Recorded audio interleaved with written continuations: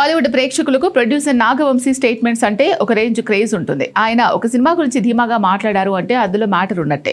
ఈసారి తమిళ star hero సూర్య నటించిన Vishwanath and Sons cinema గురించి ఆయన చేసిన వ్యాఖ్యలు ఇప్పుడు ఫిలిం నగర్లో విపరీతంగా వైరల్ అవుతున్నాయి.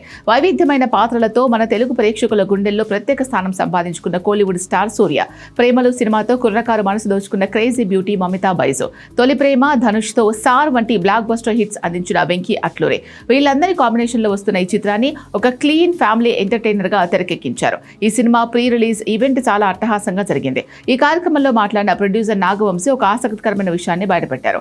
సితారా బ్యానర్ లో వచ్చే సినిమాలను మా ఆస్థాన దర్శకుడు త్రివిక్రమ్ శ్రీనివాస్ గారికి స్పెషల్ స్క్రీనింగ్ వేసి చూపిస్తూ ఉంటాం. ఇప్పటి వరకు ఆయన చూసి సినిమా చాలా బాగుంది అని మెచ్చుకున్న ఏ ఒక్క సినిమా కూడా బాక్స్ ఆఫీస్ వద్ద ఫెయిల్ అవ్వలేదు. విశ్వనాథ్ అండ్ సన్స్ సినిమాను కూడా ఆయనకు చూపించాం. ఆయనకు సినిమా విపరీతంగా నచ్చింది అని త్రివిక్రమ్ గారికి ఒక 4-5 days బ్యాక్ సినిమా చూపించాము. సినిమా చాలా బాగా నచ్చింది. నేను చెప్తున్నా కాన్ఫిడెంట్ గా, త్రివిక్రమ్ గారికి నచ్చిన సినిమా ఇప్పటిదాకా నా బ్యానర్ లో ఫెయిల్ అవ్వాలి అసలు. నాగవంశీ సూర్య ఫ్యాన్స్ కి, తెలుగు ఆడియన్స్ కి ఒక రకమైన హిట్ గ్యారంటీ భరోసా ఇచ్చినట్టయింది.